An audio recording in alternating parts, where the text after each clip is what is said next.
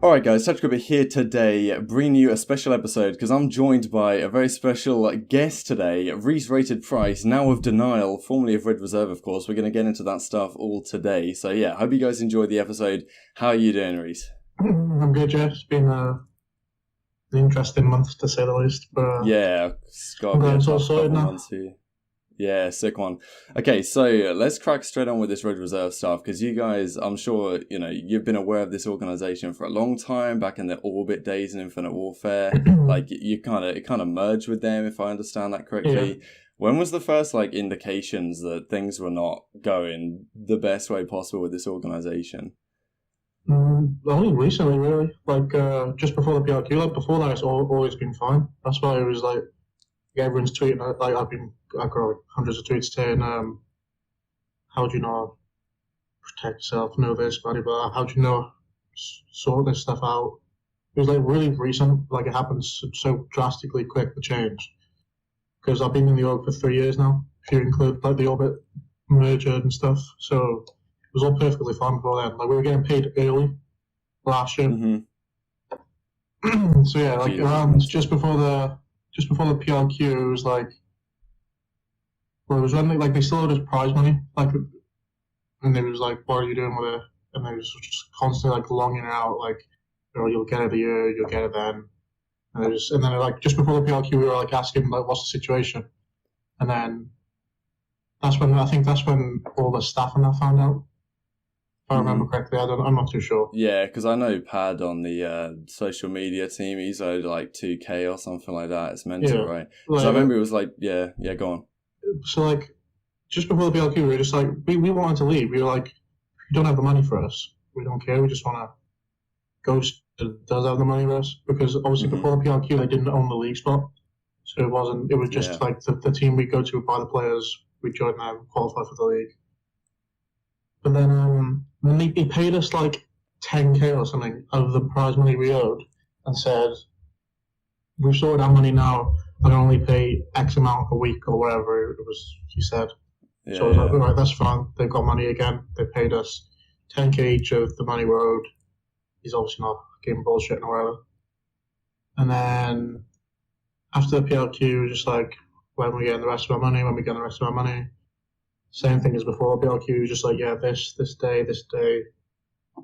And then we've like, then we got a message off Joe Inertia saying, check your contracts. And we go into our contracts and they're just voided. Man.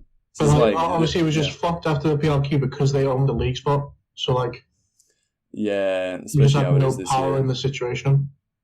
Yeah. Because regardless of what we wanted to do, they could have just done whatever they wanted, because obviously at the end of the day, we all just want to keep playing. Yeah, exactly. Because for your situation, it must be like, I just want to keep playing. Like if you guys say you got the money, like let's just keep trying to. We had orgs, but the annoying thing is about this whole situation is we had orgs interested, offering him stupid money. Like even before the start of the year, it was like a Spanish org. I won't say who. It was a Spanish org that offered to buy the team for a ridiculous amount, and he said no.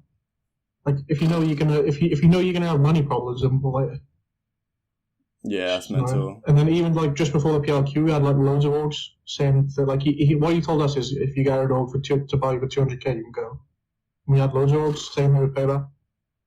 Yeah. And then he still had the cheek to say no to 200K, even though he owed us around 200K. So it's just annoying. Like this prize money, this money you're talking about, like it's prize money from how long ago? Like last year. He owes us from stage 2 playoffs. Yeah. Which was like 23K each or something. And I think it's stage 1 or stage or Anaheim or something, another event. Yeah, it's crazy.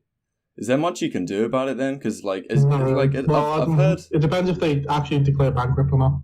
Yeah, because I've heard a couple of different things.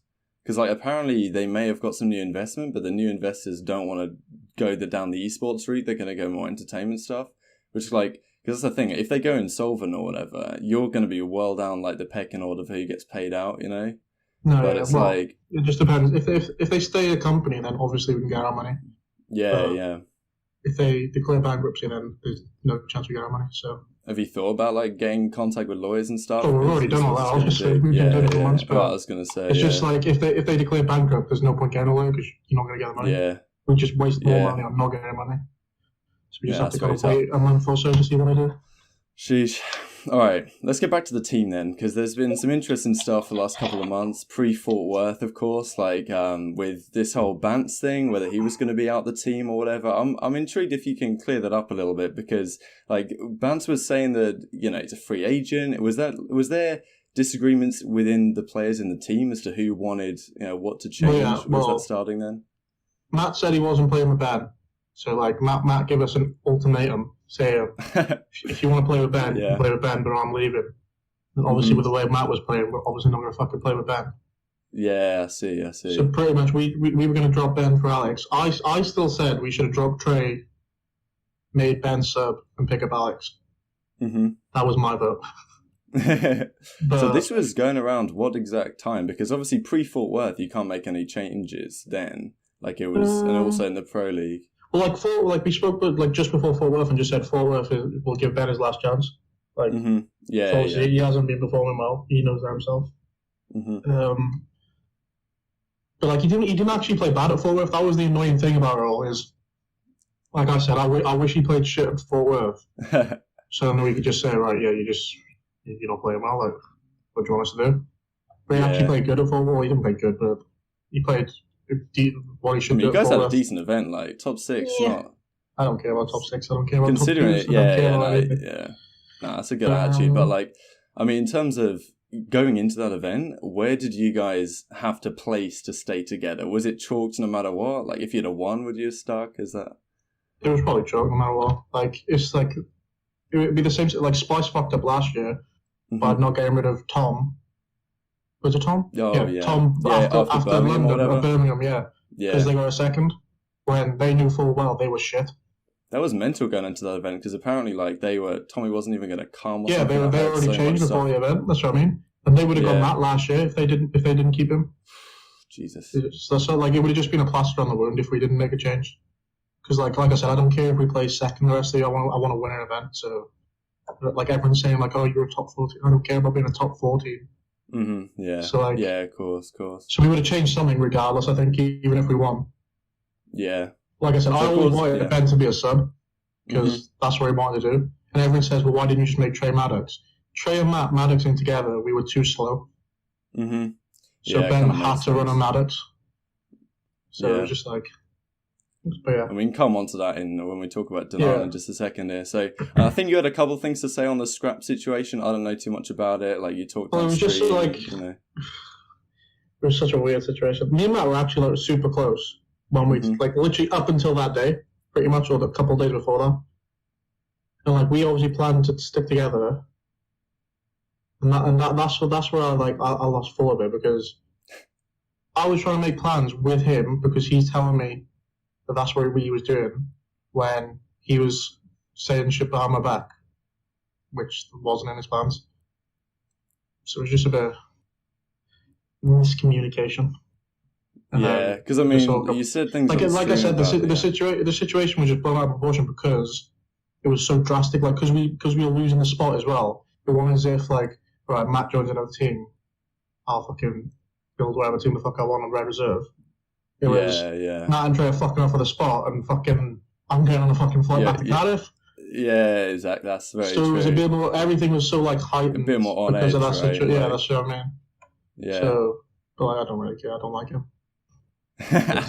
Alright, well there it is. He doesn't like me. I don't like him. It's doesn't matter. I mean, these things happen in esports. You never know what happens down the line. Yeah. But anyway, so you have managed to get back on a spot. The how am I pronouncing denial? Zach Tear, something like that? Zach. I'll just go for Zach. Yeah, Zach will do. Like, so we had this crazy situation where you guys were left, like, without a house, basically. Red Reserve told you that you don't have it. So he bailed you out. Did you? This was before I even spoke to him, like, about picking us up. He did that out of, like, pure just good faith, like. Yeah, that's great. Like this was before I even literally spoke to him. I've never spoken a word to him before he did that. Yeah, like I did, like, our shit wasn't sorted with denial before that. He just did that out of, like, pure kindness. And then obviously, that's like, sick. I got a load of shit because we took in our spot or whatever you want to call it. Mm-hmm. It was like, it was such a shit situation. Like, I felt bad, even though I don't even speak to them. I don't even know them. The French people players. I knew what I just went through for 2 weeks, so I knew how shitty the situation was. But it was like, at the end of the day, it come down to, do I want to play or do I want the French team to play? Yeah. Obviously, if anyone says they want the French team to play, they're lying. They're literally chatting shit. So obviously, I'm going to pick my own career over someone I don't know. So it was just it's been a situation we've seen a lot this year, you know, with a lot of different players like Methods and that getting the spot on UIU, and like that's just the way it works right now. And to be fair to Zach as well, he did want to build around the French stuff. Like when I first started speaking to him, like his plans were still to build around the French, and like even when I first spoke to him, he was like, "I want Whalers to be on the team." Yeah, and I was just like, if you want to build around Whalers, you can build around Whalers, but I won't be on the team. So like he still really tried to push for the French to be involved. Who's your substitute? Because of course that's how you've got to keep it. Okay, yeah. I mean, it's interesting. Like, someone. Yeah, exactly. Yeah, it's a shame for those guys because like the ones that speak English, I guess, have got on the Elevate team, like Whalers and Breezy. But the rest of the guys, like that's a thing of the game right now. Like, that was the main reason why I said like I won't play with the French. Yeah, yeah. Because I've done a team of Gallagher on AW and it's literally impossible. Like like people say their English is okay or good. It's like they speak in broken English, so small talk is like impossible. Yeah, exactly. Like actual small talk is like, I've got this, pick up this, like they just can't do. It's just like it's like last year. What was it? Was it stage 2 relegation or whatever? When was it Marky and Moose played on that Vitality team with like Whalers and Moors or something like that? I think they said a similar thing. You know, like that was kind of like put together. It's just broken English, so small talk's impossible. Yeah. Makes a lot of sense. So anyway, you've got this new team, you, Joe, Bans, with Alex and Brack. So I had a quick question about Alex here, because Alex has been this player who really showed up last year on that Nieuwland squad. And, you know, him and Dylan are now in the league. They've done, you know, a lot of things recently. I'm just intrigued on your perspective in terms of, because when I look at the amateur European scene over here right now, it's not in the best of states. Yeah. And, of course, Alex has managed to make it into the league, largely maybe off the back of what he did last season. But I'm thinking with franchising coming around, do you think there's more or less opportunity for these players to make it into the league? Because when I look at the States, I see guys like, Phantoms and Asim are talented players, but I feel like because they're in the States, they, you know, have more opportunity to play with these guys in tens and get in, you know, because everything's basically based in the States now. It's not like global. So it's like if you're a young guy in the European scene trying to make your way up, you know, Alex and Dylan are really the only guys that have done it. If you're a guy like Nolson or whatever, it's tough, right? Do you think, you know, how do you think they can work around that to make it more? I think you just got to do what Alex did. Like, we picked up Alex. It wasn't even because of last year. Like, I didn't really rate Alex last year. It was literally just because Alex fried at Vegas. Yeah. Like, you just got to, it's the same with Dylan. Dylan's only on that team because of this year. No one cares what Dylan did in World War II. Yeah. Like, you just got to literally, you got to make it so that the decision's not a decision. It was like with Alex, like everyone knew we were going to end up getting Alex. Like, yeah. You got to make it so it's just like there's no decision to be made. You're that good that you need to be on the team. I feel like the issue is like because he was on Lightning Pandas, because the first event was an open event, you know, whereas now, like, you can only, if you're frying against amateurs, you know, like you don't get. Well, it's a bit different this year. That's what I mean. I guess it's difficult for. That's what I mean. I don't think that Lightning Panda team were all that. Like, if they got top 6 at Vegas, I was literally mind blown. I mean, Vegas, like the first event of the year, it's always a toss up. So, like, I don't know. I feel like you just gotta. Like I've always said, like even my little brother always says, like he's gonna play CoD, and it's like you just gotta get lucky. Yeah. You have to get like as good as you are, you still need a bit of luck to make it. So it's just like you just gotta get lucky at the right time with the right people. I feel like. Yeah, it makes a lot of sense. All right, so last guy on your team is Brack, of course. Now, I heard a lot about him. You seem to get on with him pretty damn well. Yeah. Apparently, you know, from what I heard, there was a fair few offers to him. I don't know if this is true, but apparently he had offers from a lot of different organisations. So Like, what made him decide to go with you? Because players he's never played with before, he might have had offers from Envy and stuff like that. Like, did you we do were his JCap? first choice the entire time. No, I didn't really? do JCap. That's what JCap for as well. JCap was messaging him saying, Ray is probably chatting, blah, blah, blah, blah. When I was literally messaging him saying, if you want to join EG, you can join EG. Yeah. But, like, there it is. I don't know, I feel like, I don't know, on paper, like, maybe Envy, you can argue is better, but on paper, our team's the best team to come out of WrestleMania. Mm-hmm. Like, you can argue Envy, but, like, on paper, that FaZe team is definitely not better than ours. Yeah, like, it's an interesting question about, like, who won WrestleMania and that, because, of course, I guess we can go onto your pool now, because it is a tough one. Like, your team is, like, really good on paper, in my opinion, like, and, of course, yeah, you've got this Skrapz and Zero out the door, Alex and Brack in. Like, on paper, it's difficult to say if it's an upgrade or not, but in terms of, like, team chemistry, dynamics... The way the team works is better. Like, it's like... Bant's on a sub, right? But yeah, that's not even that. It's just, like, Bant's on a sub, but, like, we play so fucking fast now in our new team. Like, we're literally... Like, our old team, like, team said we were slow, but, like, this new team, we are literally... We're too fast on, like... we're, like, super aggressive. That's what I mean. Like, I've always said, like the Spanish. When you're too fast, it's easier to slow down than it is if you're too slow to speed up. Around, yeah.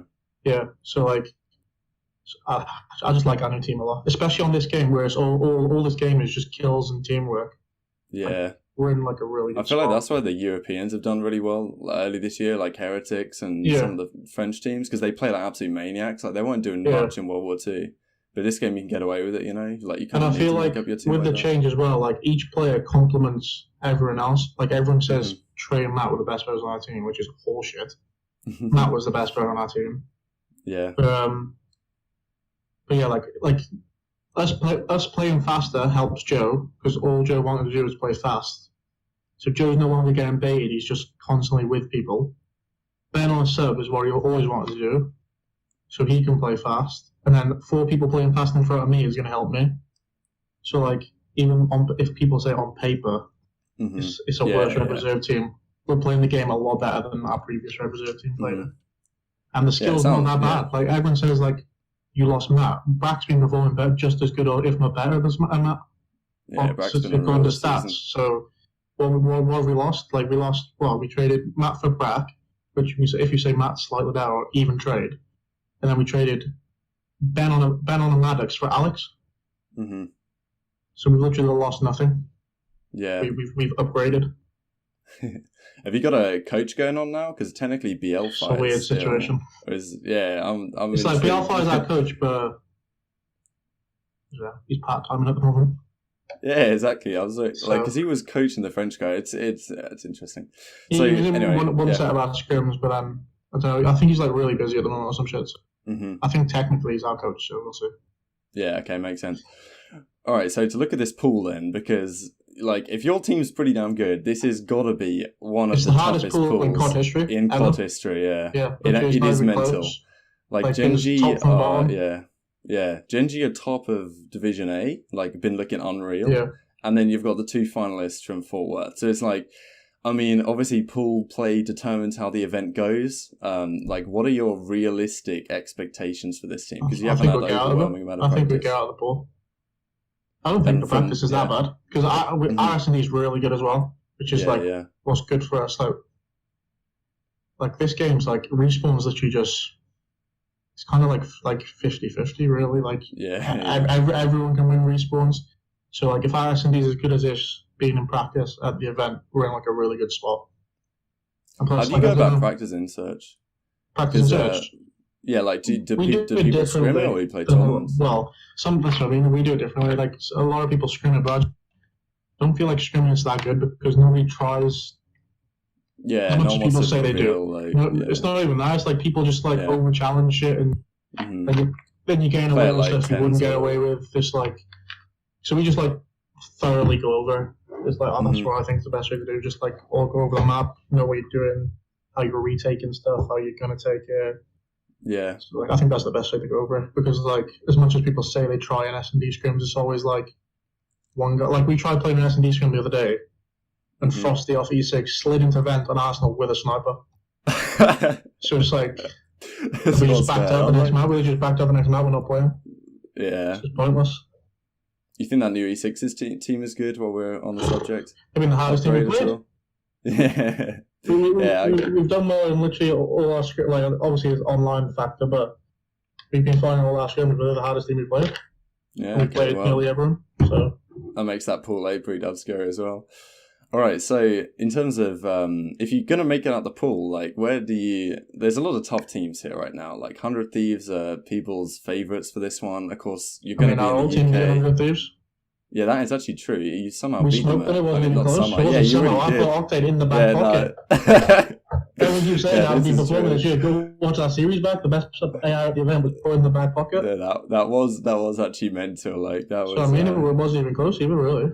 Yeah, it was a hell of a series. Yeah. So well, I'm excited because of course we're in London. Last year, maybe didn't have the event. Yeah, that was the IAMA. That was the IAMA that issue. was. Yeah, Bance back on. Maybe Bance will be on that's what I mean. We were saying, get the IAMA's in. We got Ben. Yeah, it's going to be unreal. Like this has been like, obviously Champs is what everyone is most excited for, but this event is. I don't think I've ever been as excited for an event ever. Yeah, it's just be, especially because we kick off on main stage. On main stage against Splice, right? First game. It's going to be pure gas, like it. That's what I mean. Especially good for like Carson, like Brack. Sorry, you probably don't know Carson, but like he's never played on a main stage and he's never made a Sunday. Really? So his first game on main stage is going to be with that crowd. Wow. So it's going to be it's going to be a sick event, like, and of course, you feel. I mean, like, I was going to ask you whether you think like home crowd is a thing, but last year with Splice, it pretty obviously is. The kind of levels. It's just like it just gives you a buzz, like. Yeah, it's just it's a different type of energy. Like it definitely helps. Okay, sick one. So yeah, that's pretty much all I had to say for today. So you got any final words to people? Like no, people. All right, sick one. People always chat shit to me. I don't really care. I'll always. If you don't we love you in this camp because like you just say what you think. Like that's what I mean. Like people take me the wrong way as well. They think I have an ego because of the way I am. I don't have an ego at all. I'm just honest. Like he just does what he does. Just the way I am. All right, awesome. So yeah, safe travels tomorrow. You're flying out, and I'll probably see you later this week. 9-hour flight. Oh man, and yeah, best luck for the weekend. Thank you. Thanks a lot for coming on. And like if you guys enjoyed, subscribe if you're new as always, all that good stuff. And I'll see you tomorrow.